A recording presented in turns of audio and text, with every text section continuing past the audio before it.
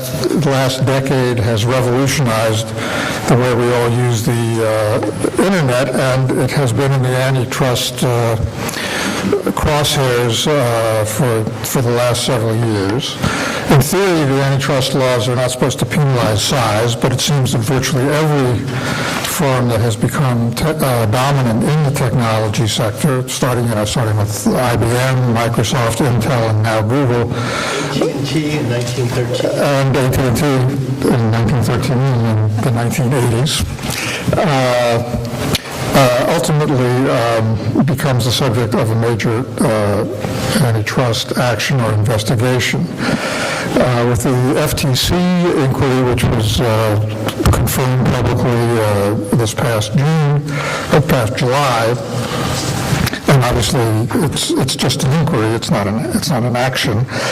Both the U.S. and the EU are now investigating Google over allegations that it's abused its dominant position in the market for online search. And central to the FTC and the European investigations are complaints by some websites of what's come to be called search bias, that Google manipulates its search results to advantage its own products, and also the Android mobile phone software is also reportedly part of the FTC probe. So the major questions are basically, is Google engaging in any competitive activity? In the event that violations of the antitrust law are found, are there meaningful remedies? Is, quote, search neutrality a meaningful remedy? And overall, is the investigation of Google good for innovation and good for consumers?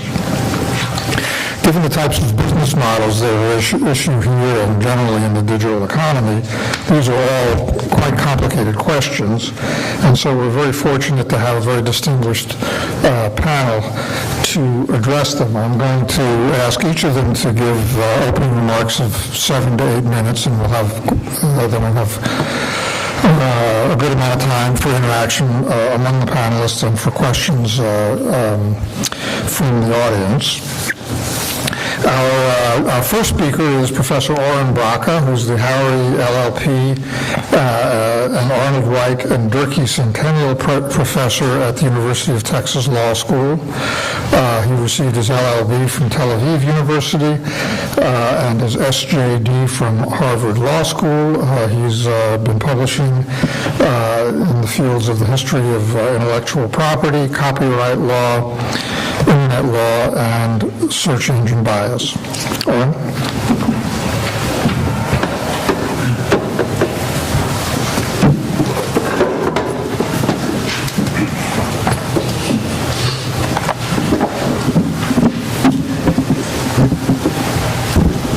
Thank you, Tom.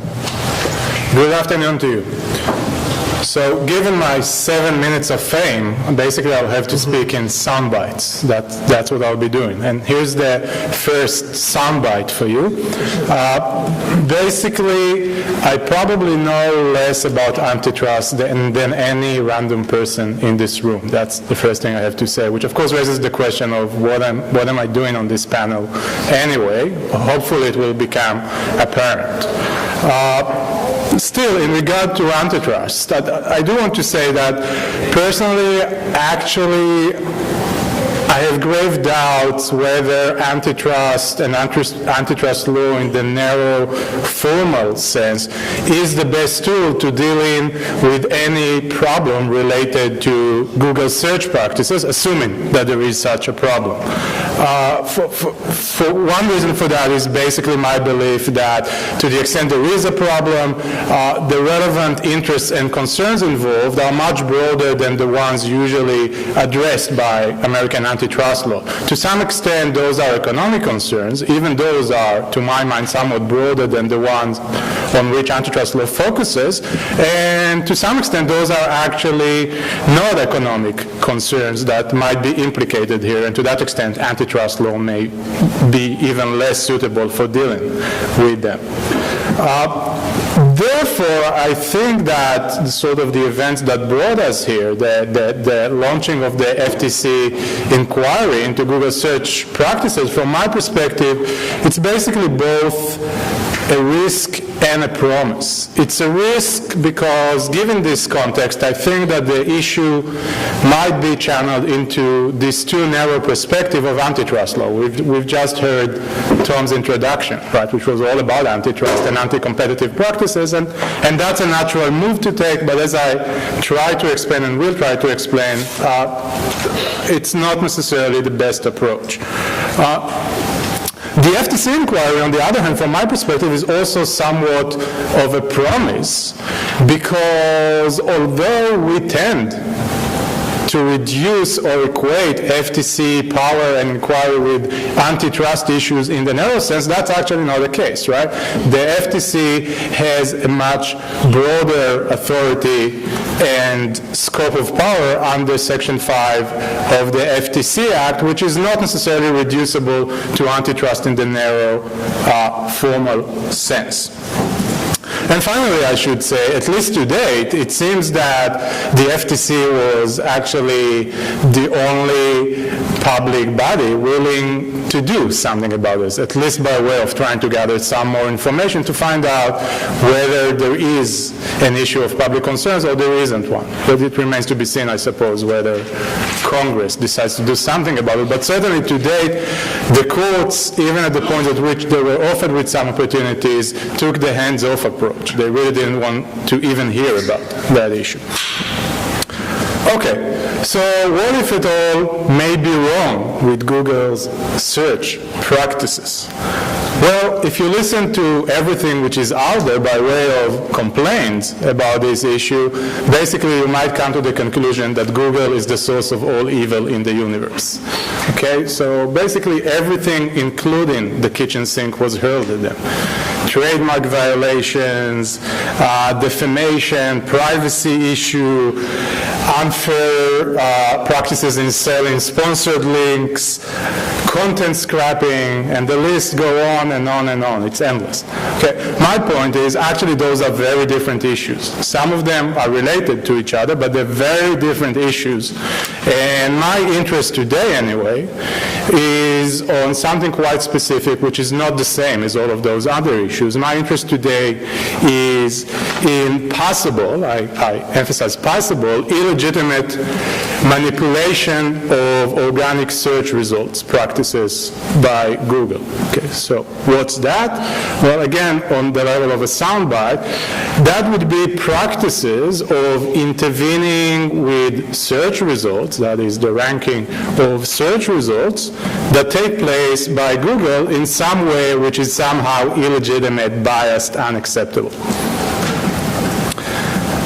And of course, at this point, I should concede very quickly that the issue of illegitimate, biased, unacceptable is a very complicated one in this context, right? So in this sense, search neutrality, to the extent there is such a thing, is not like network neutrality, at least in the sort of basic sense in which some people used to believe or maybe still believe in network neutrality. In other words, one cannot imagine equal neutral treatment for everybody in this context. Search, in order to be useful at all, is inherently hierarchical. Somebody has to be at the bottom of the list. Right? So there's a very complex issue of what's illegitimate, what's the normative criterion applied there. That doesn't mean that there isn't one. Okay, next issue. Is there a problem? So is there a problem? Well, we don't really know. We might have some indirect indications. We might have some signals. Some of us, anyways, might have some suspicion under conditions at which there is a tremendously concentrated power and existing incentives to a certain entity to act in certain ways, but we don't really know at this point. And as I'll say at the very end of my remarks, that's a large part of the issue at the moment. We don't know. Now, assuming that there are such biased or illegitimate manipulation practices, what's wrong with it anyway?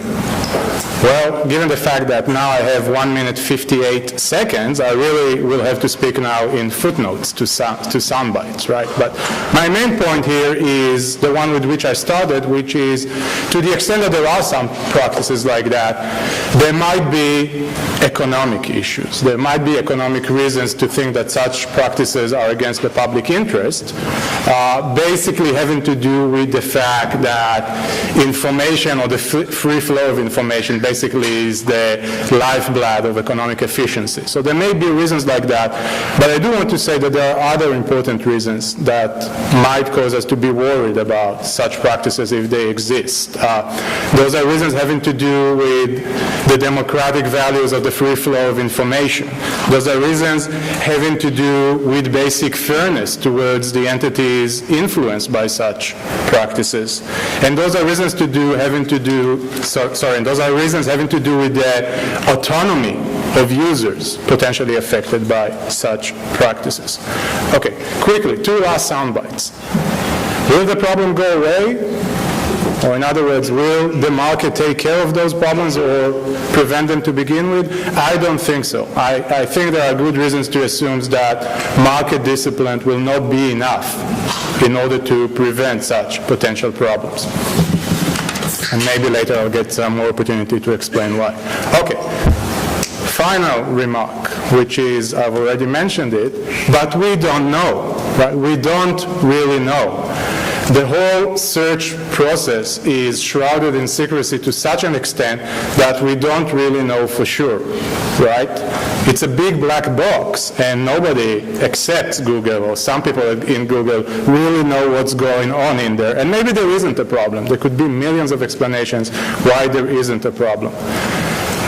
At the moment, I think that what's really important is that somebody gets to open the black box and look inside of it, because up to now, that hasn't been the situation. So at least from that perspective, the FTC inquiry is a positive move as far as I'm concerned, because at least that first line of defense, which basically said it's secret, it's a black box, nobody should get to even look at it under no circumstances whatever, at least that first line of defense is breached. Thank you.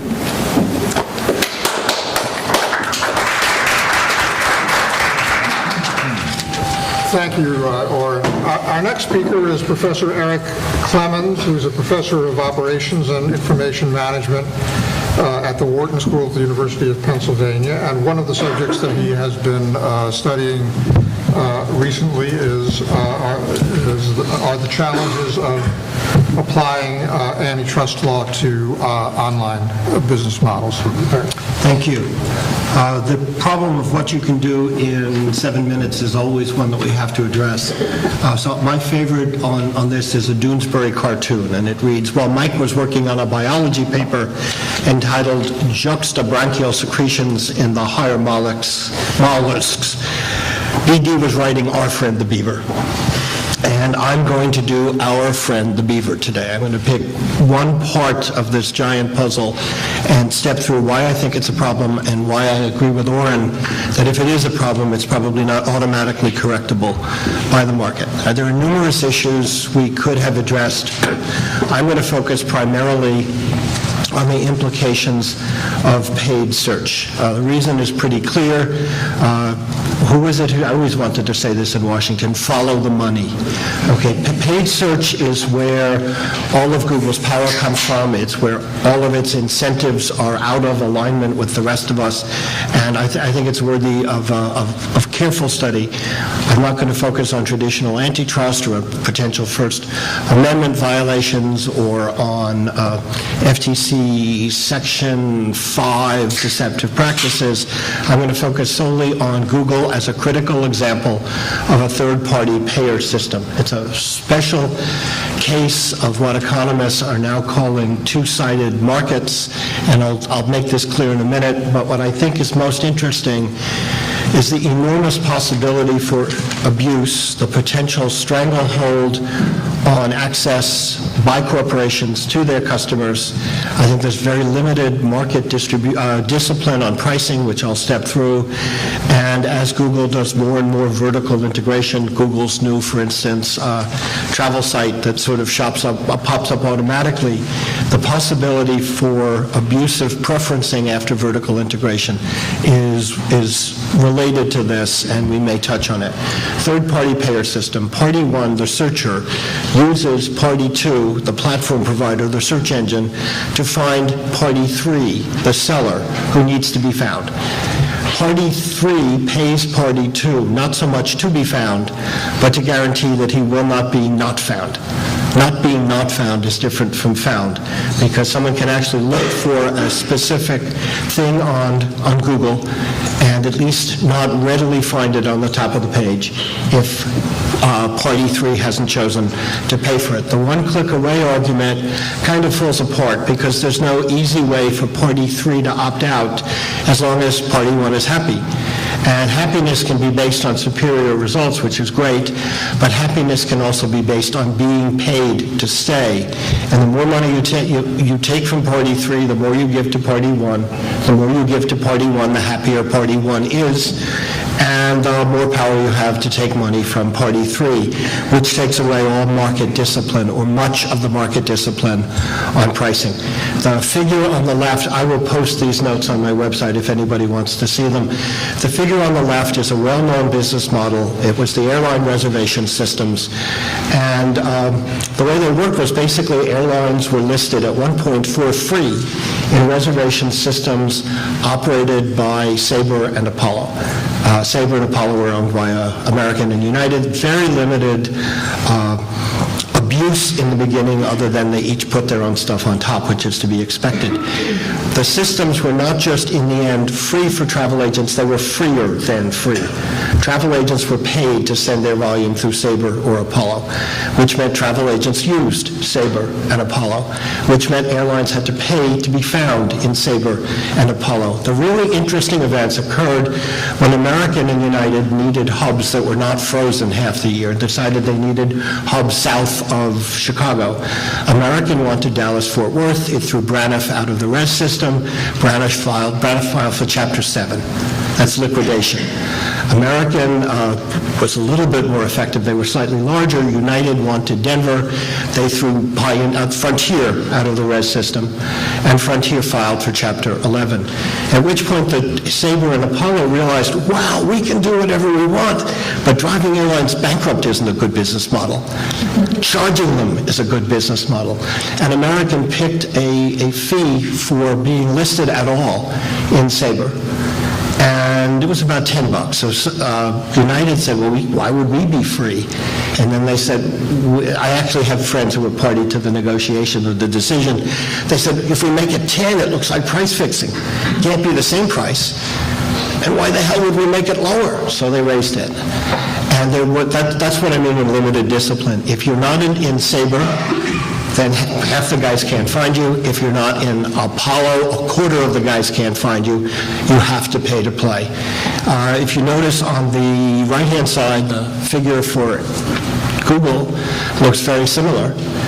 It's also freer than free because if you use Google, everything just works a little bit better on your Android device. You are subsidized, and as long as travel agents stayed with the res systems, there was nothing that the airlines could do. They had to pay to play. And as long as consumers use Google, and why would they not, then the hotels and all of the companies, the airlines that need to be found, basically pay to play as well. There's no more discipline just because there's a second search engine than there is if there are separate ships. If your ship is going down and the auctioneer is selling seats on the lifeboats and he doesn't tell you how many seats you have, I'd like you to think about how much you would be willing to pay. And if the guy next to you is named Astor and the guy on the other side is Vanderbilt, you probably can't match them, but you can certainly outbid me. And willingness to pay is not limited by the fact that the Lusitania also had lifeboats. Okay, let's go. I think we have time just to wrap this up.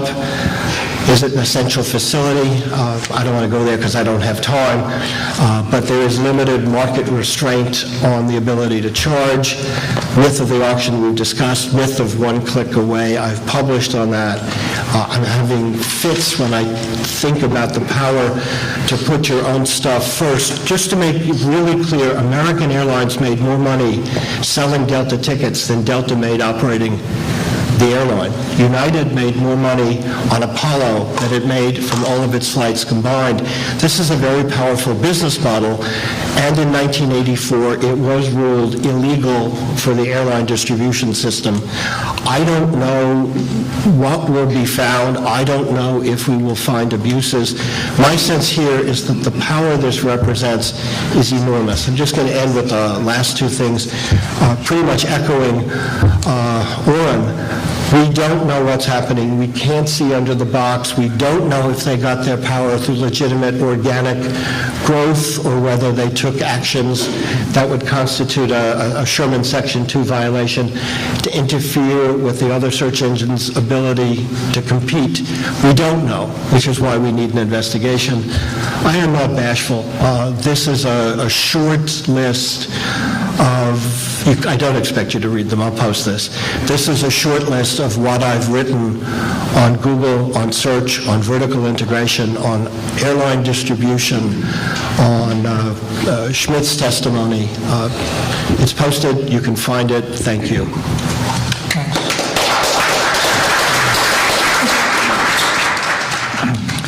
Our next speaker is Michael Katz, who is the Saron Chair in Strategy and Leadership at the University of California, Berkeley's Haas School of Business, where he serves as Director of the Institute for Business Innovation and is also a professor in the Economics Department.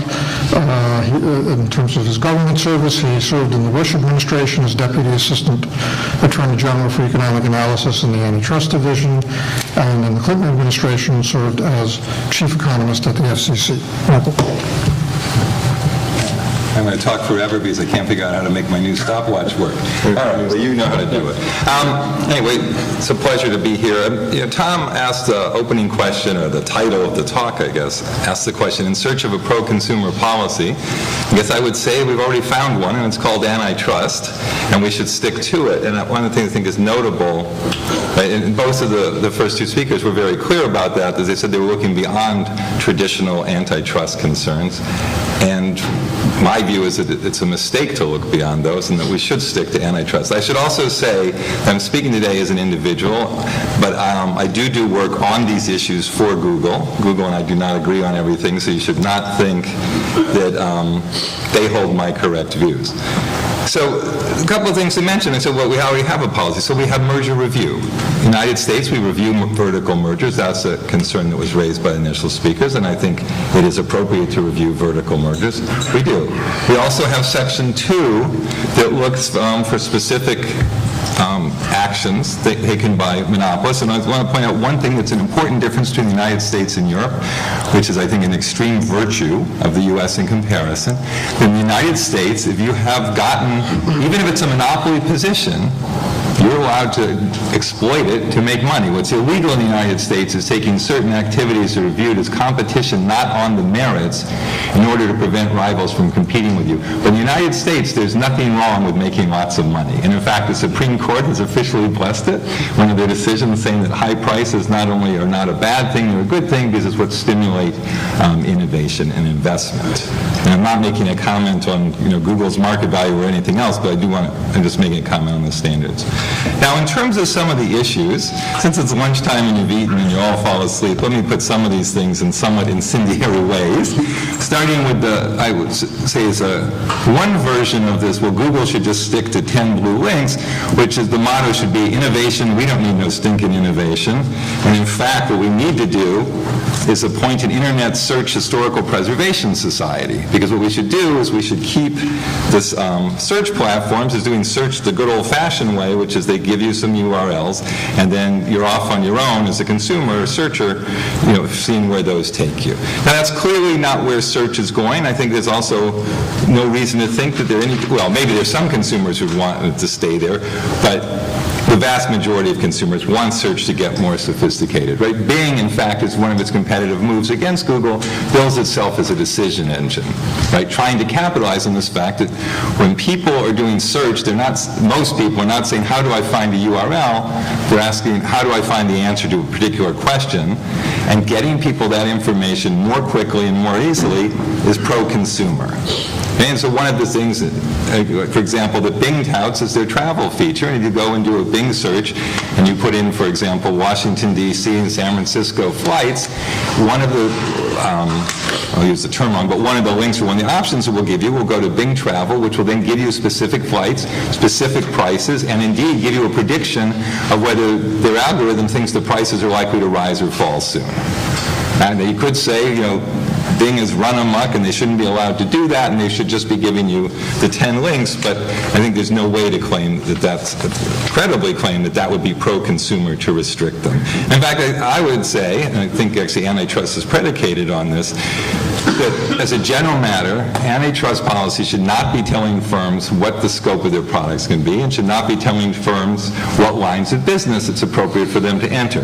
Now, I want to point out that's different, there's an exception for vertical mergers, because in the case of a vertical merger, you're not creating a new competitor, you're combining existing ones, and it certainly is appropriate for the government to look at that and see if there are efficiency benefits and see if there are anti-competitive effects.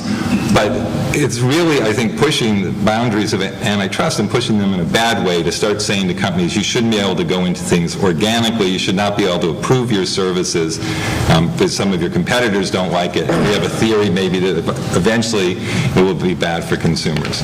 I mean, one of the things that comes up if you look at Microsoft, right? They said, well, they wanted to go into browsers and the government limited their ability to do it.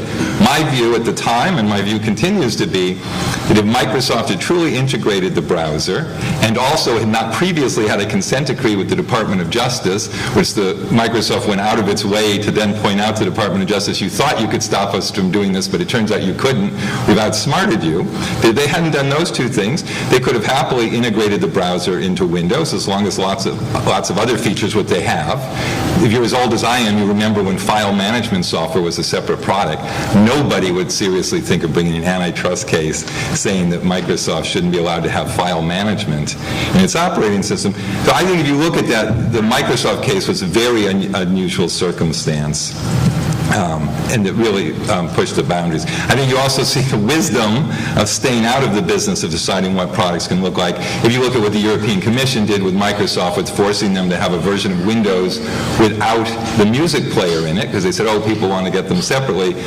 I believe the number is something like 18 units of it were sold, and it's not even clear they were sold or whether they just sat in inventory. But certainly no one could claim seriously that it was success.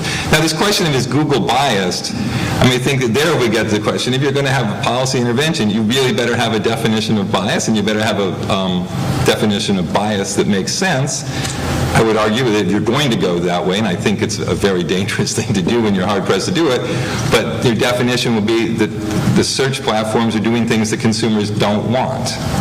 And I haven't seen any evidence put forth by anybody that say Google, by adding these various features, or Bing in a parallel way, is adding features that people don't want. I mean, that consumers don't want, that searchers don't. It may well be that some of their rivals don't like it, or particular websites don't like it, but that's a different question. My understanding is that Google tests new features, and if the consumers don't like it, they don't put it in.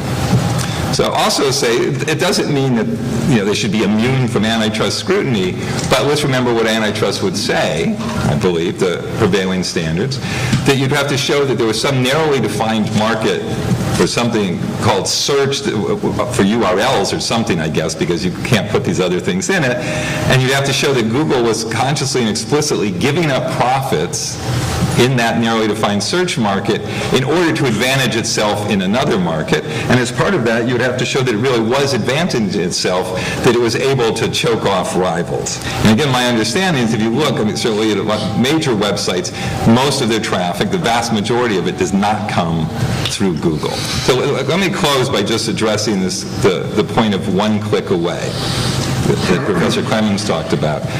The one click away, as he pointed out, is about whether consumers can switch easily, and I believe the agreement is that they can. Okay, and so again, if we think about this as a pro-consumer policy, or if we're worried about bias by Google, if Google's doing things that are bad for consumers, then consumers have the ability to switch away. There's a study put out by a couple of Microsoft researchers that show that lots of people, in fact, use multiple search engines in a given search session, that they try them over time. It's easy for you to see if you think another search engine's better. And so, while there's correct that there are issues that come up when you have two-sided markets and what it means for advertisers, I think the fundamental point to keep in mind is that antitrust policy is about consumer welfare, and the point that competition is one click away does hold on the consumer side. And lastly, I just mentioned on the airline case, it's my understanding, in fact, that it was not an antitrust case ultimately, that the DOJ did not file, that in fact it was a regulatory action by the Civil Aeronautics Board, through the Department of Transportation. And moreover, this closes with my amateur lawyering, because I am not a lawyer, the Supreme Court in the United States explicitly does not recognize an essential facilities doctrine, the current court. And in the past, when they have talked about essential facilities, depending on what you think of Aspen Ski, all the other ones I know of were for regulated entities, and at least as of yet, Google is not regulated. Thank you. Thanks, Mike. Our next speaker is Jeff Manny. He is the founder of the International Center for Law and Economics, as well as being a lecturer in law at the Lewis and Clark Law School. And prior to founding ICLE, he directed Microsoft's legal and economics academic outreach program. Jeff? Thanks, Tom. Well, it seems a little loud. Mike, I'll mention that the International Center for Law and Economics has received support from a lot of companies, including Google. I speak also on my own behalf and also don't agree with everything that Google thinks. A lot of what Mike said stole my thunder, so I guess I get to speak to the secondary sound bites as much as I can and sort of fill in a couple of additional points. I think one of the first things I want to start with is the concept of error costs. A lot of the discussion here has been around sort of skirting around the question of whether there should be an investigation, whether it's appropriate to investigate Google. And I think that's not such an easy question to answer. I think often we're inclined to say the answer is yes, because gosh, look how big they are. Well, we all know that that's not what antitrust law is supposed to be about. So are there sufficient indicia to suggest that we should be investigating or frankly applying some kind of regulatory scrutiny to Google? And I think there are some reasons to be cautious here. I think there are generally incentives operating at a lot of levels in this process among regulators and legislators and frankly economists and lawyers and everyone involved that systematically lead to perhaps more intervention than there ought to be. In this particular case, we have an interesting situation where the chairman of the Federal Trade Commission has indicated that he'd really like to find a way to use Section 5 to bolster his power, to get around the cases. A couple of people have referred to the cases here. Mike just did. The case they're talking about mostly is Trinco, and the Trinco case, I think, in a lot of ways is seen as hamstringing a lot of Section 2 enforcement, and the regulators don't like that, but they say they're Section 5, maybe we can find a way to get around this, and they've implied that they would use a case against Google to bolster this Section 5 power. They haven't come out and said it, but I think you can infer it. That strikes me as a kind of incentive that we ought to be concerned about. If we're going against Google just so we can facilitate the bolstering of the power of a particular agency and use that as an excuse to do so, maybe we ought to be cautious before we jump into that. I think that we also have discussed a little bit that the appropriate standard in antitrust is harm to consumers. As far as I know, all we know about Google here is that there are a bunch of competitors who claim that Google is bad for them.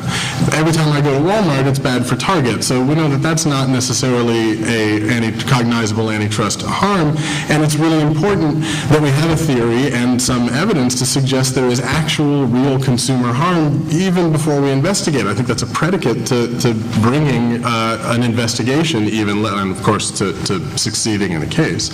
And I can go into a long story about why I haven't seen any consumer harm here, and hopefully we'll talk about that in the discussion, but frankly I haven't seen anyone who's actually even alleged any cognizable consumer harm. At the same time, the fact that competitors are complaining about what Google is doing is, again, one of these perverse incentives that often leads us to engage in antitrust enforcement or an investigation in a setting in which we should be precisely doing the opposite. When a competitor comes in and complains that a company is acting like a monopoly, our first response, and this is pretty well established, ought to be, oh, so there's no monopoly. Great. Well, we know we can go home. So I think that's another issue here that ought to counsel us to be cautious. And then finally, we've talked a little bit about this as well. There's the question of a remedy. Even if you could find that there was a harm, that it's cognizable, that it leads to the consumer harm, that it actually triggers antitrust liability, if there's no viable remedy, unfortunately, the answer to that may very well be you don't do anything. And I know that in Washington that is a terrible stance to promote. Nobody here wants to be seen to do nothing, especially legislators and regulators, but frankly that is sometimes, unfortunately, the situation that we're in. And again, we've talked a little bit about some of the remedies. I assume we'll talk about them some more again in the discussions. And remedies here is a real problem. Even if there is a problem to identify, I think we have a real problem with finding a remedy that can either do anything about it or do anything about it without causing more harm. One aspect of that problem that's been touched on here is this issue, and this issue kind of undergirds a lot of these discussions of search neutrality.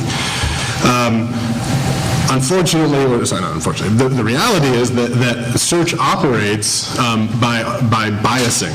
It has to be biased. It has to be culling through enormous amounts of information and trying to find the most relevant results and putting them in an order that is appealing to the users of that search engine. It is inherently non-neutral. There will always be bias, and much to the chagrin, I think, of the websites that would always like to find themselves at the top of organic search results, my understanding of the way physics works is that there is only one top result and one second result and one third result and billions of web pages. Somebody is not going to be in the top result, and they're going to think that they should be in the top result.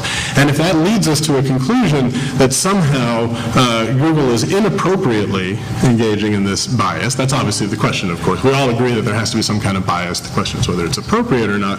But that appropriateness is extraordinarily hard to determine, and I think that we're going to end up looking at all of these sort of outside indicia, all of these companies that think they should be first, that aren't showing up first, in order to say, hey, there is a bias here. And if the solution to that problem is to reduce the bias, we run a serious risk of reducing precisely the thing that search engines are created to do. In a perfect example of a situation in which some of the proposed remedies would be far worse than the disease, even if there is a disease at all. I think Eric mentioned, focused his comments on the paid results side, and that's something to keep in mind as we're discussing this, and we often don't. There are two sort of very different aspects of this. The search neutrality discussion usually centers around the organic results. There's another set of issues revolving around the paid results. In both cases, I still think there's a question of consumer harm, but in the sort of search neutrality debate, the consumers that we're worried about tend to be the users. Perhaps in the other debate, the more identifiable consumers, where there could be consumer harm, are advertisers. I don't know of any advertisers who generally complain of the sorts of things we normally see in antitrust cases: higher prices, lower output. I think here we have there would be some difficulty in identifying an opportunity for Google to raise prices here, both because I don't think they constrain output, although maybe there's some way in which it's argued that they do, but also because the prices are set in an auction, and it makes it very difficult for Google to bias the outcome there. Now we get into a discussion of what's called the quality score. I don't have time to say it here, and again in the question and answer we can talk about the quality score and how that might allow Google to to raise prices inappropriately in a way that would be cognizable by antitrust. But here I want to just point out one thing, and that is every search engine uses quality scores, every single one of them. They use quality scores because, as I understand it, it's extraordinarily useful in achieving that result I mentioned before of relevance. The fact that every search engine does this is not dispositive. It doesn't mean that Google can't possibly be using it in an anti-competitive fashion, but the fact that everybody is using it that way suggests that it at least has some pro-competitive reason behind it, because the non-dominant search engines cannot be using it for anti-competitive means. So they're using it. They must be using it because they think it's efficient. I think our presumption should be that that's true of the dominant firm as well, unless we can somehow overcome that presumption. And that might be strange to think that the same thing that is viewed as an efficient tool on the part of everybody else in the industry is nevertheless used by the dominant firm in order to maintain and extend its dominance in some inefficient fashion.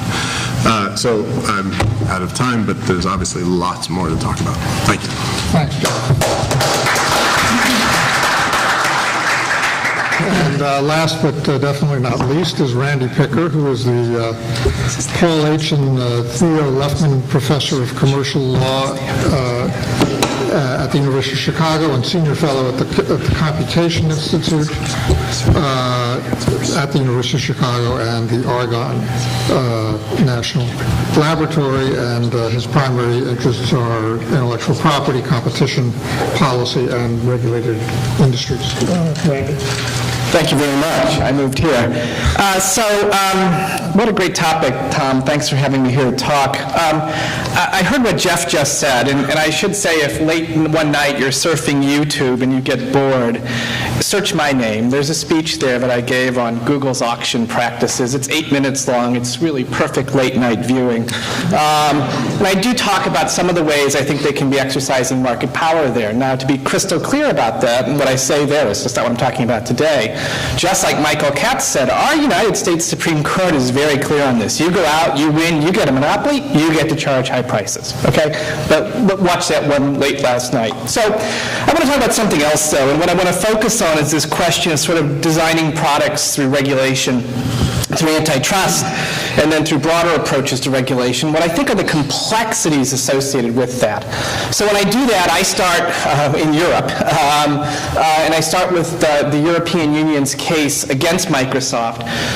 Michael already mentioned the with and without media player remedy. I understand why one would think that's a sensible remedy. I wrote a paper suggesting that kind of remedy, but it's completely fair to say there was zero market consequence associated with that. I think because of that, as EU has evolved, they've tried a different approach, and what I want to talk about just for a second is what we call the browser ballot. And if you haven't seen the browser ballot, you need to see it. So Microsoft faced a potential action in the European Union relating to, again, the relationship between Windows and Internet Explorer. Microsoft was tired of dealing with the EU over these issues, and rather than fight, they settled. And what they settled on is something called the browser ballot. I'm blocking. I'm going to come over here.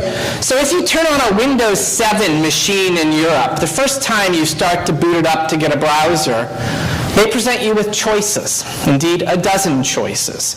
No one browser is pre-installed. There's only 5 spots in 5 spots, so 5 browsers are preferenced in the sense that there is a bias.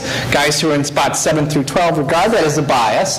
These spots rotate, so you effectively flip a 5-sided coin, right, whether it's Safari first or whether it's Chrome first, but this is what you see. Now, the irony of that, if you followed the Microsoft case in the United States, cannot be lost on you. And the Microsoft case turned on the fact that people were confused by having the choice between 2 browsers. Now the EU is giving them 12. Okay? That's where we go. And you take that idea and then you multiply it over how many products, I don't know. Right? Disk fragmentation software was not part of Windows originally. We need to have a story about how products can evolve in the face of regulation. When I do the tying material in my antitrust class, I ask my students how many of them have a car, some hands. I ask them how many of them have a heater in their car. All the hands stay up. Now that sounds like a bizarre question. Heaters, cars, of course. Not originally, right? If you look at the evolution of the automobile, right, heaters were an aftermarket item, right? The 1912 equivalent of Pimp My Ride focused on the hot heaters of that season, right? And you'd go out and go into the aftermarket, you'd put heaters on, right? And eventually, of course, heaters became optional equipment, and then eventually heaters became mandatory equipment. You simply could not buy them. We, the Antitrust, boy, look at Jefferson Parish, right? A lot of inside lingo, talk more in questions if you want, do not have a good approach on product evolution, and products evolve. So when I say products evolve, I go here. So this is the Google homepage, circa 1997. It looks familiar. Maybe a little retro, a little dated, but it's something that you would know how to work with. The exclamation point, you'll note, they've gotten rid of that. It's no longer Google, it's just Google, right? Okay. Google search, I'm feeling lucky. I guess I never feel lucky. I've never clicked that button. But you understand exactly how that works, right? Now let's look at the Google homepage today. Ooh, we jumped forward somehow. Oh, my bad. Okay. So the Google homepage today has the same Google search. I just skipped over it a little bit because what I want to emphasize is the subtle evolution. And the subtle evolution is up in the upper left corner.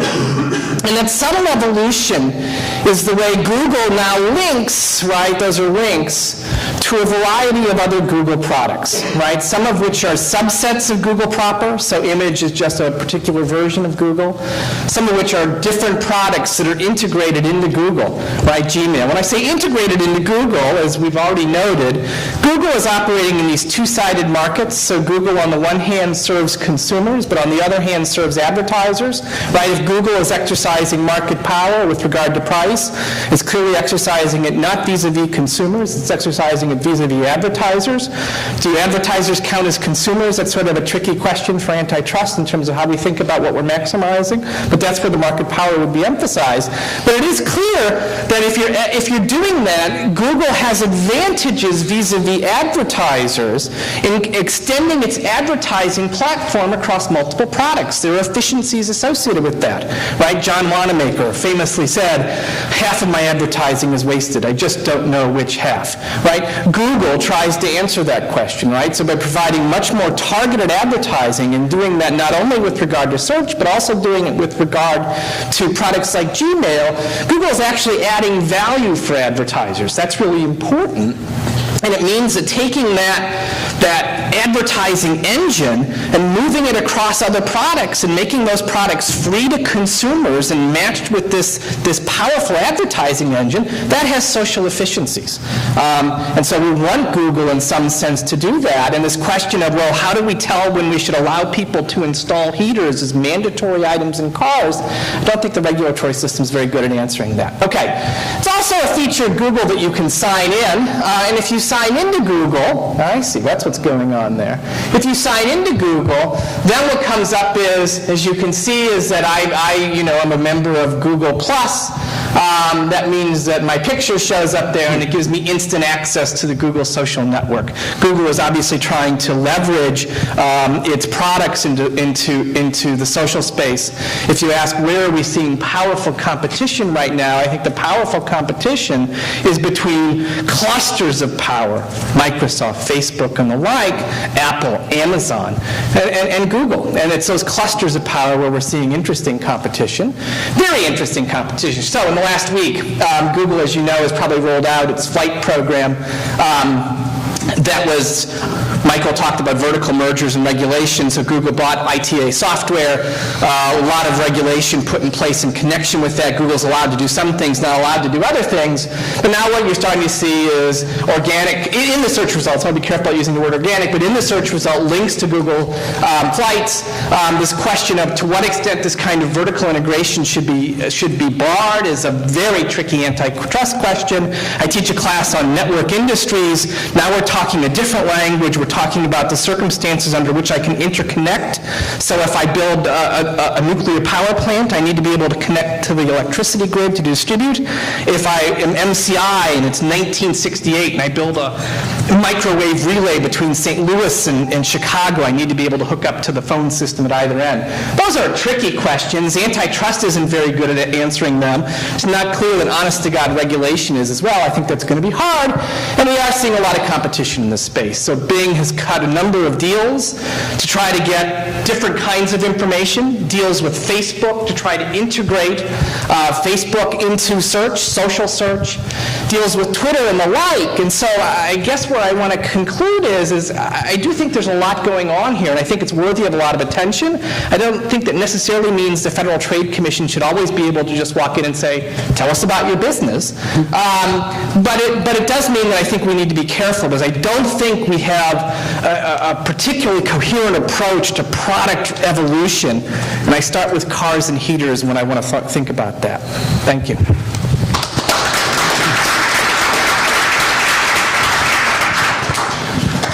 Well, I'll give you all a chance to respond to each other if you like, but I'd like to ask just a kind of a baseline question, which maybe I missed it, maybe I'm a little slow, but I don't understand how one would actually decide if there is search bias, because, I mean, even if one, I mean, I don't know what's in the black box, but even assuming you had access to the black box, to all the secrets, how would you decide if there's search bias? And, I mean, that's for anybody. Well, let me do the law school professor thing for a second, okay? Let's start with an hypothetical. That's obviously not the case. But suppose you had the power to look into the inner workings of Google and to look at exactly what they're doing with their search algorithm, etc. Suppose that you have some small business selling something. Suppose that Google is affiliated in some way in other businesses competing with you. And suppose that you find out that Google has just blocked you. Why? Well, and suppose that you have some access to some board meeting that says, we don't like Tom and his business and he's competing with us anyway, let's block him. That's certainly not the reality. If there is any search bias, it's on a much more subtle, less gross level than that. But let's assume that that's the case. Just to throw that back at you, doesn't that sound a little bit like bias? Something which might be illegitimate? Well, let's go with your assumption that that's probably not the case, and it's much more subtle. Okay, but of course we start with a strong case, and then we begin to see whether the weaker case sounds similar to that. But in the very strong, unrealistic case, does that sound like bias? On a very intuitive level, without talking about what bias exactly is. I'm not sure. Well, I don't know if that company would come up high in the search results anyway. But yeah, it could. But what you're asking is a version of the classic problem that all antitrust faces, which is that behavior that could be anti-competitive also could be pro-competitive, and we don't always know which it is. So even in your case, Oren, I'm sure that Google would have some explanation for why that particular company was blocked, and you're back at Tom's point. You don't know whether this is some kind of problematic bias or whether this is Google operating its search engine in a way that's actually more beneficial for consumers. I mean, my question is, if you were at the FTC, or then for anybody, what would you be looking at? Look, I think in terms of the standard, right, you should use a consumer welfare standard on this, and you should be asking, and we'll talk about how you would identify and how you would fix it is a different question. Identifying it, you say, look, do they do things that Google perceives as making the search less valuable, less desirable to consumers? And if they're systematically doing that, then I guess I would have some concerns. I'd want to know, well, why are you doing things that are making your product less valuable to consumers? And certainly Google's public position is that they never do such a thing. And I don't think that the complainants in some of these things have agreed that that's the standard, right? I think some of them would say, well, it makes my website worse off, but consumers happier. It's still a bad thing. And that I think they should reject. Now, the other problem, though, is even if you did find that, the Google algorithm, and I would be shocked if I revealed it, plus I would be shocked because I don't actually understand how it works completely, but I do know this much. It's extremely complicated, and there's a lot of different parts to it and different signals and different ways of doing things, And the notion that you're going to regulate it and actually say this part has to work this way, I think is preposterous. Right? As a computer scientist, maybe the only one stuck at this table, it's actually, I'm finding myself in the really uncomfortable position of agreeing with something Professor Katz said, which is even if you have bias, showing harm is really very difficult. I mean, one of the problems I had is there are times when you can probably make a strong case for bias. RescueCom was an interesting example where RescueCom felt that someone had bought their name, bought their keyword, and you were ending up at somebody else's computer site. Yeah, you were ending up at HP's service site instead of RescueCom. I'm not prepared to say that HP service isn't better. So one of the problems, and Professor Katz raised this, is bias and harm are not equivalent. As someone who's done forensic code reading, which let me tell you, you want something to put you to sleep after watching a really good video, read page after page after page of code and try to figure out what the intent was. But I can probably find a few examples, because Google does agree that they had an override list. If there's a site that they think is behaving badly, they can kill its ranking. So you will find manual intervention. Often there's a strong case in favor of that. There are other times when I've actually agreed with some of what they did, even though it was intentionally very biased. So, for instance, it used to be you ended up at a what I'm going to call a typo squatter. He's somebody who bought a whole lot of names, and you would end up. I've watched things like searching for Marriott hotels in Arlington, and I used to show up at anything but a Marriott. And Google's fixed that by punishing what it calls essentially content farms, guys who have no original content. Now you can have something that is a content farm blocker that also does a really good job of blocking competitors. And so understanding the intent of an algorithm, first figuring out what it is, then figuring out why it was done, and then figuring out if the bias actually caused harm is not something we're going to resolve here. I think also it's useful to look at what Google does in some other contexts. So Google has at least one case where it's crystal clear that it deviates from what the organic search results might be providing, and that's with regard to diseases. So I just ran a search on malaria on Google. They are very clear that when you run that kind of search, they've gone out and identified the National Institute of Health as what they think of as authoritative. They want you to start there. And they don't care if the organic search results would take you somewhere else, right? They've reached out and hand-tuned the results to put the NIH at the top. Bad, good? I mean, you understand how someone could have that view, right? We all have senses of what we think are authority, and in some sense, Google is trying to provide what they think is the best information for consumers, typically.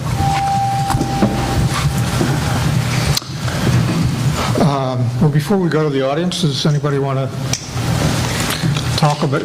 comment on what anybody else said? Why don't you start on? Well, no, actually. All right. I disagreed with some of what Professor Katz said. It's really important that a monopoly gained legitimately in this country is a thing to be applauded. You're not allowed to go after somebody just because they're big. I don't actually know how Google got to be as big as they are. I don't know their intent behind buying exclusive upper right-hand corner on search and AOL, or what their intent was on getting that position at the New York Times, or in the spirit of disclosure, the University of Pennsylvania. So I don't know yet whether this is a monopoly obtained through superior search or a monopoly obtained through purchase of superior position. I don't think limiting Google's vertical integration is the same as blocking them on innovation. I found myself agreeing with everything Professor Katz said except his conjunctions. So as in this is good and this is bad, but this may not block it. Or I actually have one last comment, and I think this is important.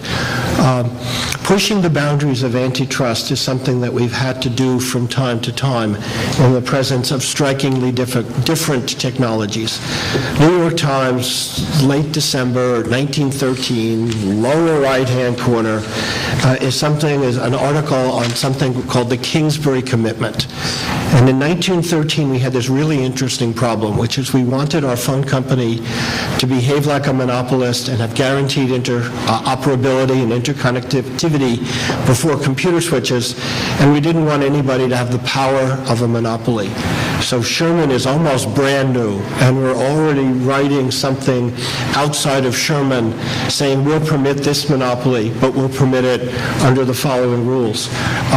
There they actually got the remedy right. Between about 1913 and probably 1970, we did have the best phone system on the planet. It outlived its usefulness, and maybe with everything happening at warp speed, the likelihood of our getting something really right, really fast, and having it right for a long time, I think Jeff would argue is small. But the idea of going outside of antitrust, if we need to regulate something that is just very powerful and potentially dangerous, I think it's a legitimate question. I don't know enough right now to advocate that, but that's what the FTC inquiry is about. I just wanted to comment on two things. One, I want to make sure I was clear. I was not saying that Google is a monopoly. In fact, they face competition. I was just saying that even if you thought they were... Yeah, no, I just want to make sure everybody else is... I was actually worried when I said it originally that I misspoke. But the other thing is I think there's probably more agreement than you think on the one point about vertical integration. I don't think vertical integration and innovation are the same thing. And in fact, as I said, I think subjecting vertical mergers to review is a good thing, it's appropriate. But I think we need to be extremely cautious, though, is if a company organically expands into a new business or another stage and vertically related, stopping that, because that often is tied to innovation. Just a couple of quick points. I guess I strongly disagree on the notion that vertical integration is particularly problematic, largely because LaFontaine and Slade's extensive work demonstrating that we've never found this situation in which it's been problematic. I mean, I can understand the theory. I've seen the models, but I'm not sure that we have any evidence that it's ever happened that way. But leaving that aside for now, I also think another issue that, Eric, you keep mentioning intent, and so, you know, when the only tool you have is a hammer, everything looks like a nail, and I wrote an article on this, and so I of course, I always think that this is an important issue, but I think that it's important to note that the antitrust laws don't punish intent. Intent isn't even a factor in the antitrust laws, except in a particular circumstance that's not relevant here. The fact that even if it turns out that Google intended to try to monopolize, that's not sufficient. And what often happens is that it's the intent and the effort to monopolize that is exactly the thing that leads to companies engaging in innovation and engaging in entry and investment because they hope to achieve a monopoly, and it is exactly the process that we try to encourage. And if we go around punishing people for intent, I think we run the risk of exacerbating the problem that you identified that I would point out, which is this error cost problem. We are frequently getting this wrong. We got it wrong on Microsoft. I love to quote Larry Lessig, who was the special master in the Microsoft case, and he supported every enforcement effort that came along. And a few years ago in Wired magazine, he wrote an article called "I Blew It on Microsoft," and he says, look, as evidence of Microsoft practices became clear, I remember thinking, of course the government needs to do something. Of course they do. Look at all this stuff that Microsoft did, and look at why they did it. But it turned out we kind of forgot. We assumed that Linux wasn't going to be a factor. We wrote Apple off, and it turns out all of a sudden that actually there was all kinds of competition, and we got it completely wrong. Our sense of competition in that market was way off. That's a necessity of this kind of intervention when we're intervening in markets that are novel, fast-moving. We don't entirely understand what's going on, and we certainly don't know where the technology is leading in the future. And so, I mean, I think that the only plausible conclusion from all of that is to say we should be extraordinarily careful before we start jumping into saying things like, because we don't know what's in the black box, we better start investigating. Okay, I have plenty more questions, but I'm going to open it up to the audience. We're back there. Yes, my name is Bruce Hahn. I'm with the American Homeowners. Why don't you wait for the microphone so it gets picked up on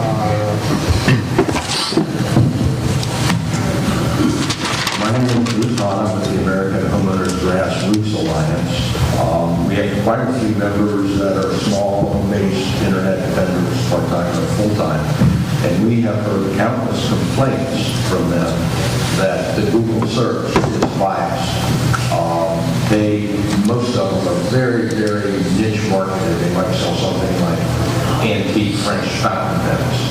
If you do a search with those 4 words, they'll frequently turn up consistently in the top 10. If they drop one, they're, number 200 page.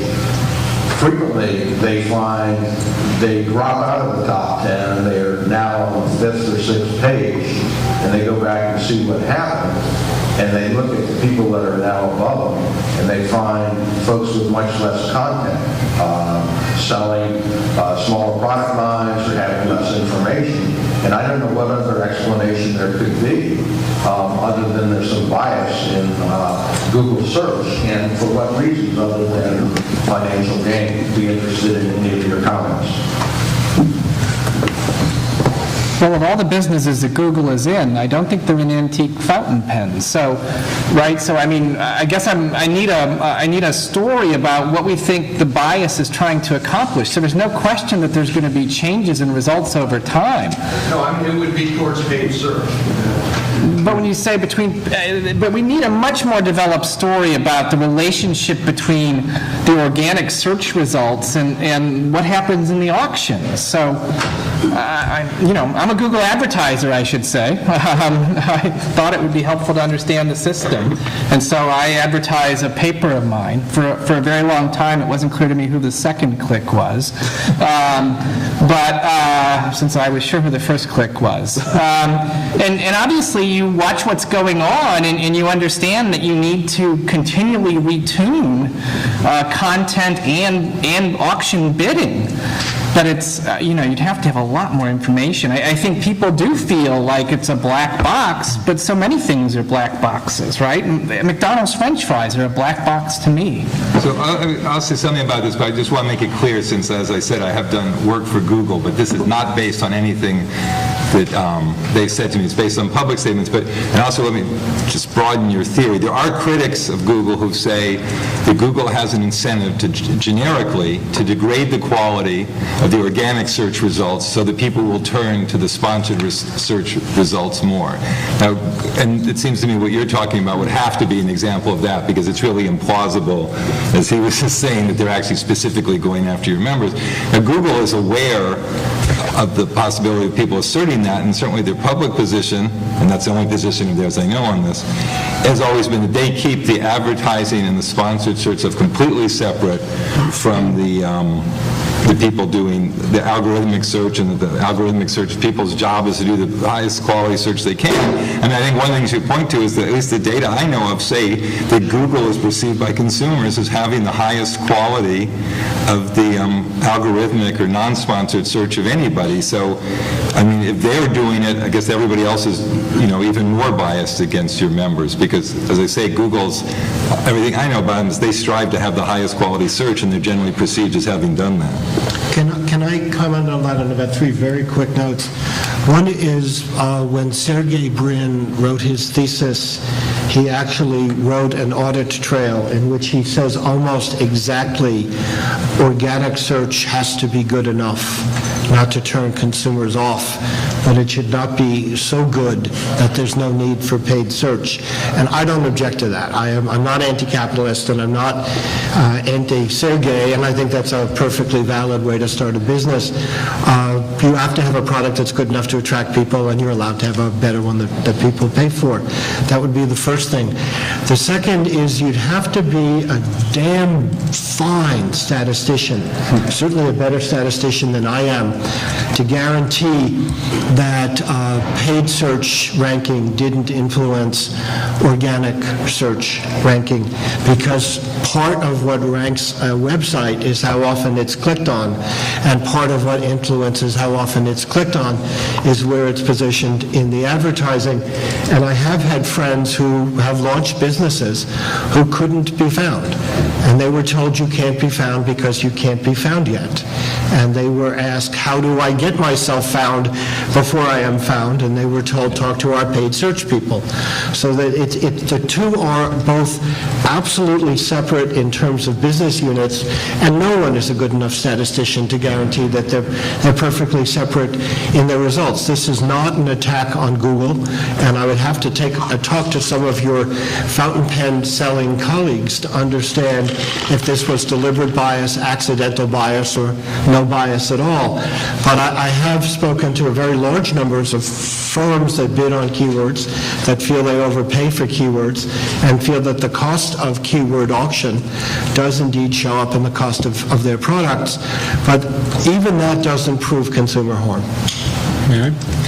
So first of all, I want to say I totally agree with Randy, right? In order to make us think that there's something wrong with this story, we need a story, right? We have to explain why those people actually fell in the ranking and what's wrong about it, what's going on. And I agree, it's hard to tell a story, and I agree one will need to know much more in order to tell such a story. That, of course, does not mean that there isn't such a story. I don't know whether Randy is keeping track. For me, it's very hard to keep track of all the businesses in which Google is today, right? So it could have something to do with the AdSense program. It could have something to do with other things. There may be a story out there, but yes, one certainly needs a story. That doesn't mean that there isn't one. Second quick point is, I actually like this example because it demonstrates one of my points, which actually I think makes me the odd person out to some extent in this panel, which is a lot of it is about consumer benefits and consumer interest. It is. But some of it is not necessarily about that, it being the complaints, right? So again, given a convincing story, it could be that consumers are harmed by those practices, given a convincing story. But assume that that's not the case. Assume that consumers are really indifferent between, the people affiliated with Bruce's organization and those who get to outrank them. Really, consumers don't care.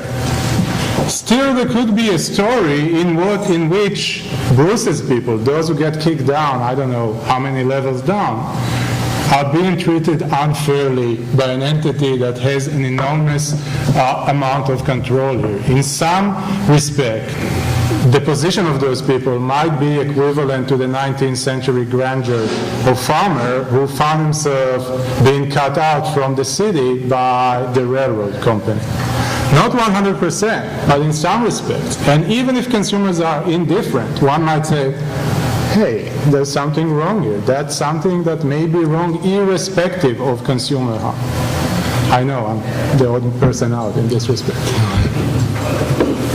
Scott?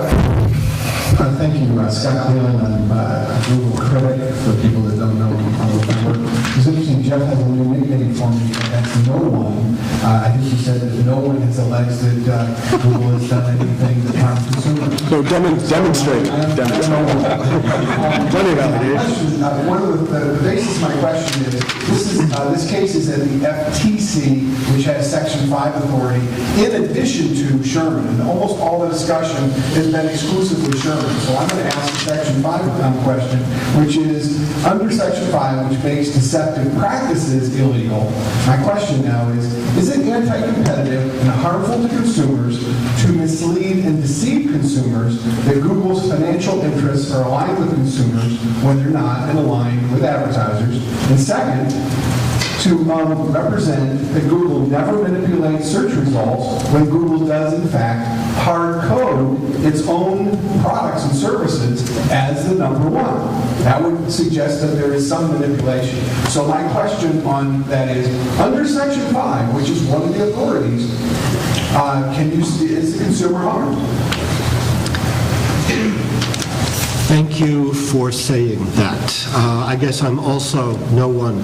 I wrote a short list of things I would love to see explored with Eric Schmidt next week, and this was sort of on the list. How can you, in your explicit statement of what you do, have, I think, Section 4 of Google's 10 things is that search is always fair and always in the consumer's best interest.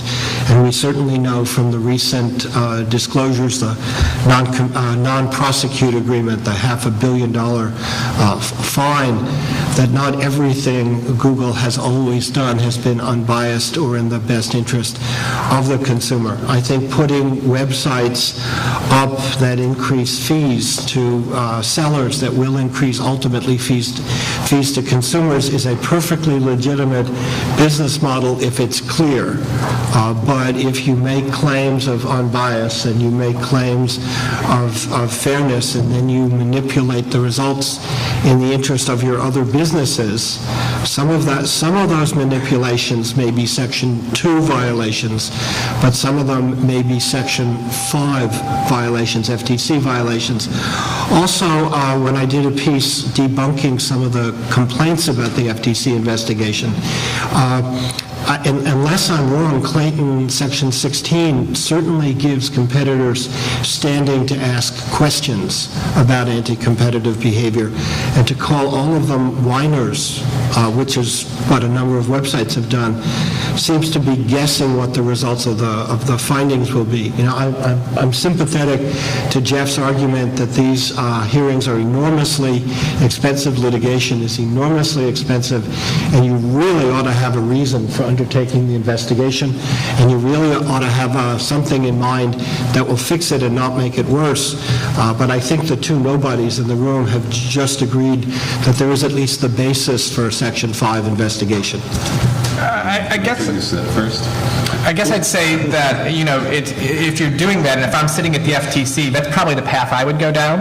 And Google Buzz is the model for that, right? So if you didn't follow that situation, Google rolled out a product which was an effort to be social, maybe a Twitter-like product, did what you understand from a product development standpoint you would do, which is you try to leverage one of your existing assets, and in that case, they tried to leverage Gmail. They said, oh, you know, Gmail's really had the social component built into it all along, and we're going to effectively populate this new product with your Gmail list.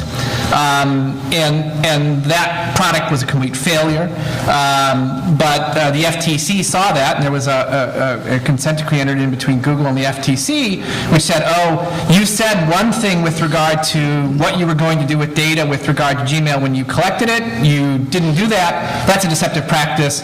Google now has to visit the FTC proctologist for the next 20 years, right? For the next 20 years, Google is subject to investigation over these issues. So I agree. I think that's, if you're just doing, you know, I'm a lawyer and want to prosecute something, I think that there's obviously a huge amount of factual stuff built into your question. I'm not saying a word about that, but that's an easier path to go down than an antitrust path.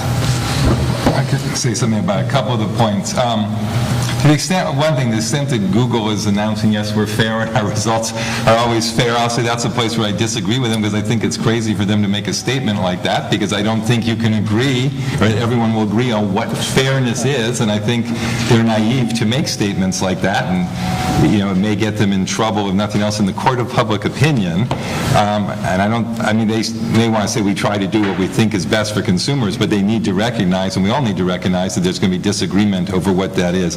As to the point about the antitrust violation, well, let me ask you, not the legal point, but harm to competition, because they somehow misled consumers, because consumers didn't realize that Google was getting paid for the ads they said are sponsored, I mean, then you ought to go after all the advertised media in the United States and say it's an antitrust violation, because the New York Times doesn't say every day, before you read the story, remember that we get paid by our advertisers. I mean, people do disclose things, and there's very specific financial conflicts of interest.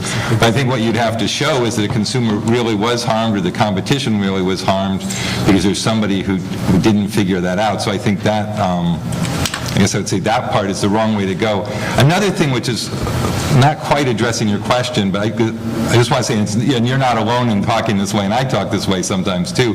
I think this whole notion, though, of manual intervention versus algorithmic is really a mistake for the people put so much weight on that distinction, because I am no computer scientist, but I could certainly get a graduate student to work with me, and we could do all sorts of things algorithmically that would be bad or good or anything else. And so I think one of the things we do is, and I know that's the intention of your question, is we need to reshape the debate and focus on, sort of what, but this is where it gets so hard, is what is it actually trying to accomplish, what is it actually doing, not whether or not it was a person who had to intervene to do it. Yeah, so I should say, generally, I hope, obviously, I'm in total agreement. I was trying to push this point, to say, hey, it's good that it's about Section 5 rather than antitrust, exactly because Section 5 of the FTC Act, to my mind anyway, is more inclusive than antitrust, and there are other interests at stake here. This is exactly what's good about it, and it's not just deception, by the way. The section speaks about unfair business practices. So, to Jeff, the point is that if you went after traditional media, under Section 5, it's not that you had to show that it's an antitrust violation. The point is exactly, you didn't have to show that it is an antitrust violation, that it is something else, rather. Okay, so there I'm in total agreement. Maybe I wasn't as eloquent as you are in conveying the point. One issue about deception. Notice, deception is a tricky argument. I think that right now it might be irrelevant, maybe as Randy says, promising for the lawyer argument, but in the long run, deception is a tricky argument because it depends on the baseline of consumer assumptions, right? And consumer assumptions, even if right now we think that they are naive and trusting, might change with time. Right, so consumers, absent any real explicit, clear, deceptive declaration by Google, and Google would be really stupid to do that, right? The assumptions of consumers with time might get less and less naive, and at that point, really, there isn't any strong argument of deception. So that's why deception might have, in the long run, limited value.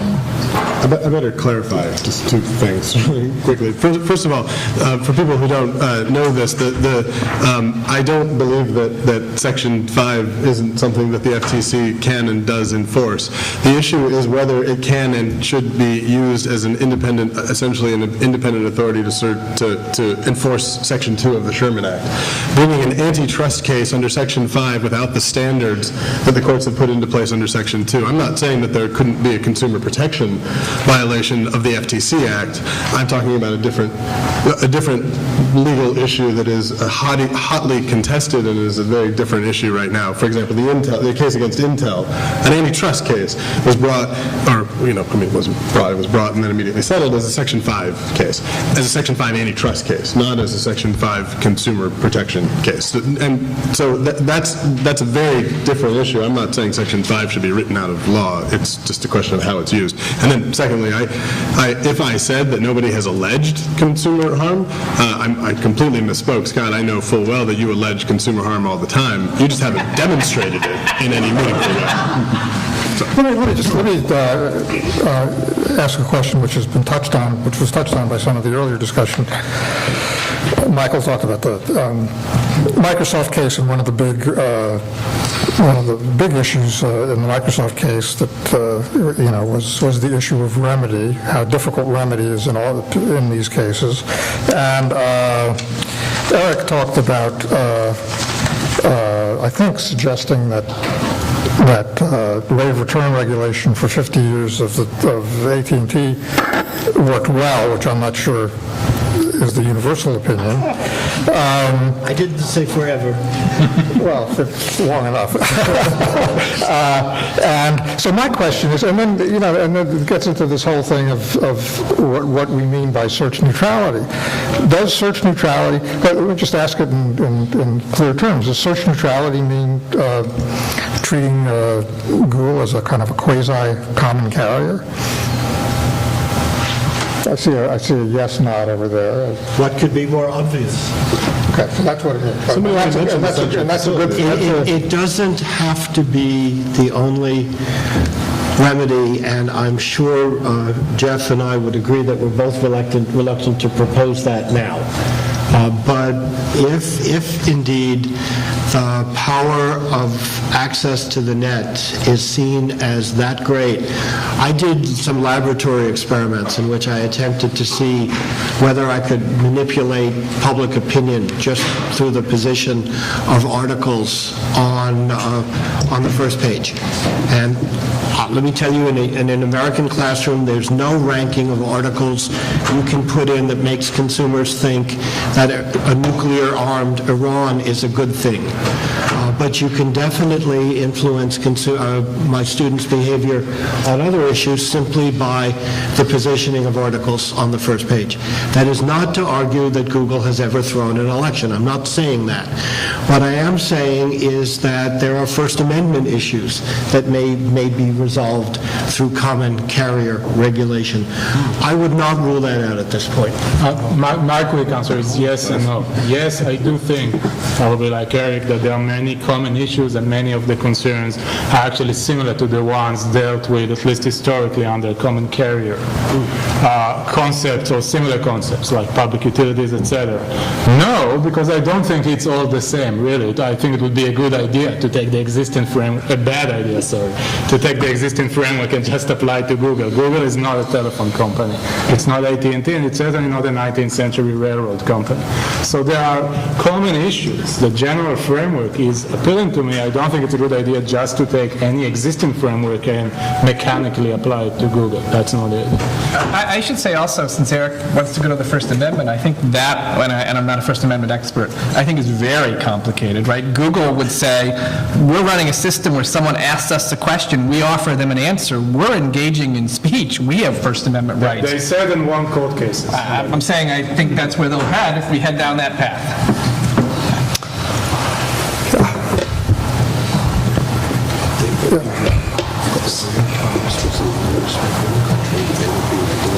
Steve, from Antitrust Communications. I'm not sure that there's much value in arguing the Section 5, Section 2 issues that Scott was discussing, because investigations are inherently, and certainly hearings, are inherently political, they're not legal, so they're going to happen anyway.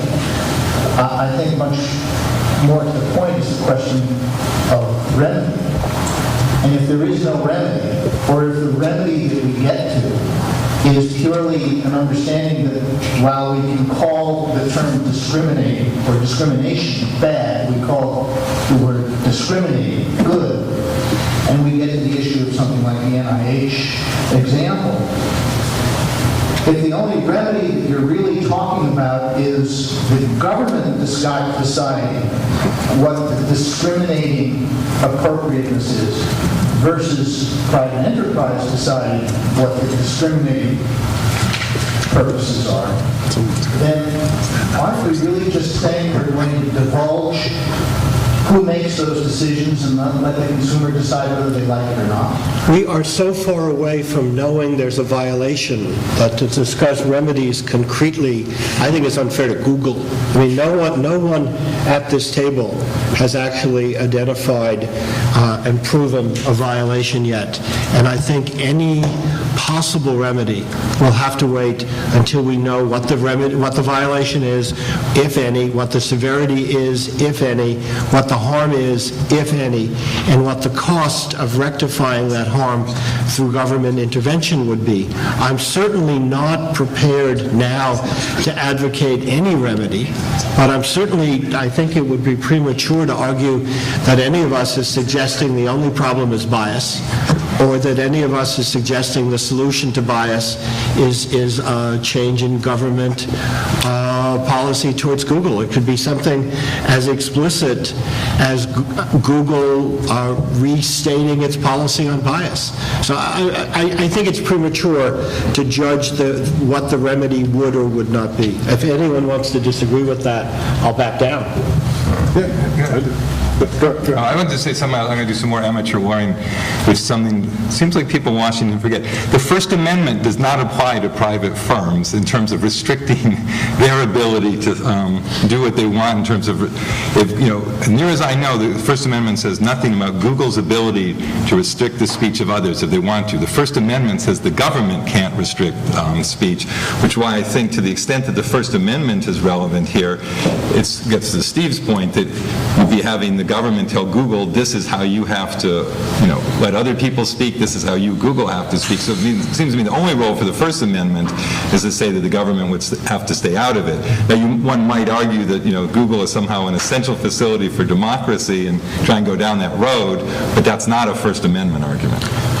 There were First Amendment arguments used to restrict newspapers from buying television stations in their home market. There's some, I am not a lawyer, and I certainly am not a First Amendment specialist. No, those are just cross-ownership regulations. All right, but isn't the motivation behind those First Amendment? It's a different discussion, right? So, we should probably say about the First Amendment issue, it's really, really complicated. That's all we can say about it. Agree on that. Here we go. Ashley? I was just going to comment on the First Amendment issue like that. No, okay, I'm a third-year law student at Washington University, and I also started at FTC, but I focus on privacy and First Amendment issues. So to answer your First Amendment question, my understanding you just raised, it was almost kind of a fairness doctrine issue. That was officially abolished in 1987. That's no longer trying to be enforced because of the general ruling feeling of the government itself after Supreme Court cases was that their attempt to influence what private entities was saying was in and of itself a First Amendment violation. So one of my professors wrote a big paper called Access to the Media, in which he tried to argue for the past 40 years there should be First Amendment implications for companies like Facebook or Google that had a significant market share, but he's been universally shut down by the courts. So it's a pending argument, but it's kind of settled legally at the moment. Would you like to comment on free speech optimism? The fact that we thought it was settled and it wasn't? Any other comments before I give Scott a second chance? I'll ask the Sherman question this time rather than on Section 5. Can serial property rights infringement, like the Google book settlement of 15 million books that is now being litigated, and like YouTube Viacom where they're alleging hundreds of thousands of videos were copied, can serial property infringement be anti-competitive, especially when those largest corpus of indexed information ever created are not searchable by anybody else? Is that, is it anti-competitive to serially infringe and then to exclude people from that ill-gotten information? I mean, if somebody wants to say something very brief, it really is several different subjects. I will say something very brief, which is I believe you could come up with a fact pattern where various sorts of intellectual property infringement had anti-competitive effects. I will not agree that that's what's happened, and also I think even if one showed that there was serial infringement, it would not follow that there'd be a lack of, that there would be a harm to competition. It would really depend on the specifics of it. But I mean, it would certainly be possible in theory that if there was a rival and they somehow were able to misappropriate their intellectual property in a way that drove them out of business and stopped them from being a competitor, in theory it could be that. Whether we have facts, anything like that, obviously is a huge question, and I'm not going to get into it. Let me just give the panelists a chance for any final comment they want to make. I think I'll make two comments about things that were said here. So, first of all, the First Amendment. Eric keeps urging me to say something about it, and I keep saying it's too complicated. I probably won't. So here's all I'll say about it. Just notice the extremes, the two extremes of the argument, right? We've heard the argument of, well, maybe there is a First Amendment, either actual viable legal argument or something which is called interest in limiting Google's power. Right? That's one extreme, as we heard. Probably not a very viable argument in courts these days. But the opposite extreme is where courts actually went. So there are actually a few court cases where courts explicitly said, no, Google has a First Amendment interest in their search result as speech. Don't even get there, because Google has a constitutional right to do whatever they want. But so there are those two extremes. Maybe we can do something in the middle as well. But the second issue is the remedy, right? The issue of the remedy. Again, I certainly agree with Eric. It's too soon. And I actually do have a lot of sympathy to what was said about the problems of remedies, and can we really have the right remedy and one that indeed does more good than harm, even if there is some problem. But I will say this, even if it is the fact, and it is debatable, even if it is the fact that under existing legal frameworks and tools we don't have a suitable remedy, that does not mean that there could not be one. Okay, so those are two different issues. If we have a problem, and we're convinced that we have a problem, we're not yet there, and we don't have a suitable remedy for that, that doesn't yet mean that one cannot create a suitable remedy for that. Does that involve, if we talk in terms of discrimination, having the government deciding what's discriminating and what's not? Well, I'm not aware of any other solution to discrimination problems. The only way that one could deal with discrimination problems is some governmental power, be it a judge or an agency or somebody else, doing something about it and having the power to do something about it. But we're not quite there yet. I guess my closing remarks would be really brief. Having this much economic power and this much influence is a situation that we never thought we would face.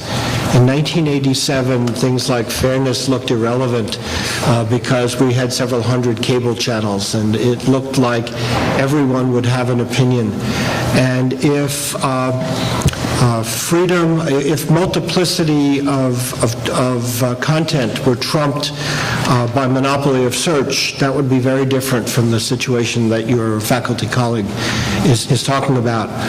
I'd love to know about intent, I'd love to know about power, I'd love to know about influence, I'd love to know more about the actual cost of when keyword auction expense is passed through. I'd love to know about the possibility of consumer harm. I'm filled with lots of questions I would like to have answered, and wouldn't touch the idea of remedy until I had the answers. The point about talking about remedy in advance is not to sort of somehow prejudge liability and identify a remedy. The point about talking about remedy is to say, when we engage in this kind of investigation and this kind of analysis, if you aren't able to articulate a remedy, then chances are you don't actually have a cognizable theory of harm either, or you are articulating a theory of harm for which we don't have an existing legal remedy. And here I'm talking about the FTC engaging in its antitrust oversight authority.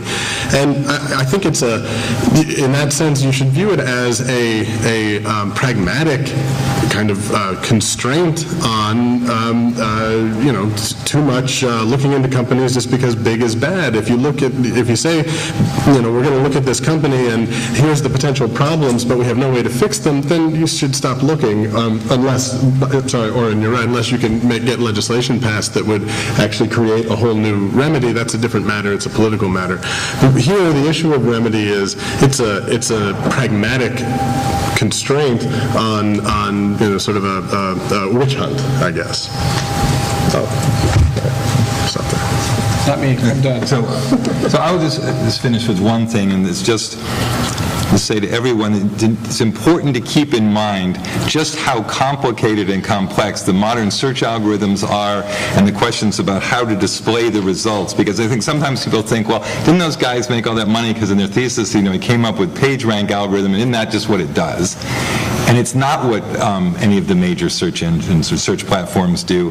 They're extremely complicated. I mean, if you just think about it, right, they have to deal with ways if something's misspelled. They try and guess whether or not something that's typed in is an address and then treat that differently. They're trying to put together all these different combinations of words, figure out what they are. They're trying to figure out if something is news, and therefore you should look at, more recent postings and old ones. They're just huge numbers of different things that go in, and without getting into the First Amendment part, there clearly are judgments and opinions are being formed about which things belong higher than others. And so I think and then also the question about what's the best way to display things. And if somebody types in an address, should you tell them, well, here's what, some links about the address, and by the way, you could also go find a map, or you should say to them, we've determined this is an address, and here's a map to show you where the address is.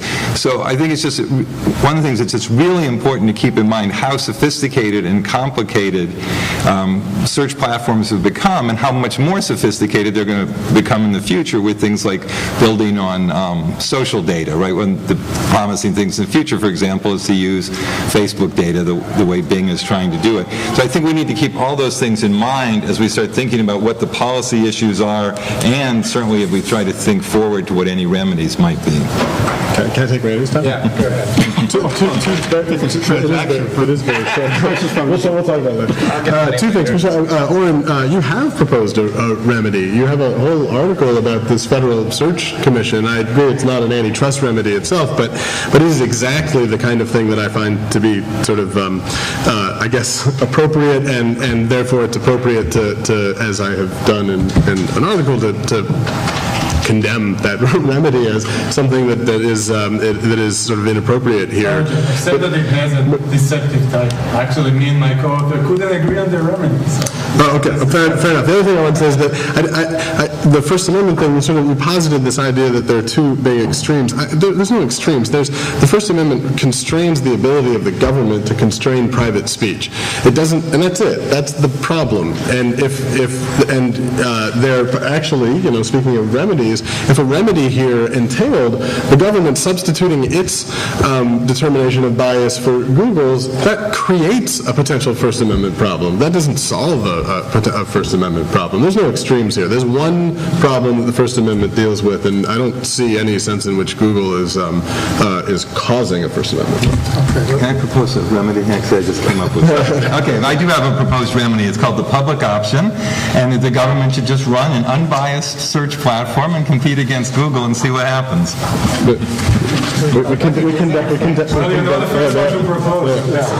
done that. Well, who's going to start the battle?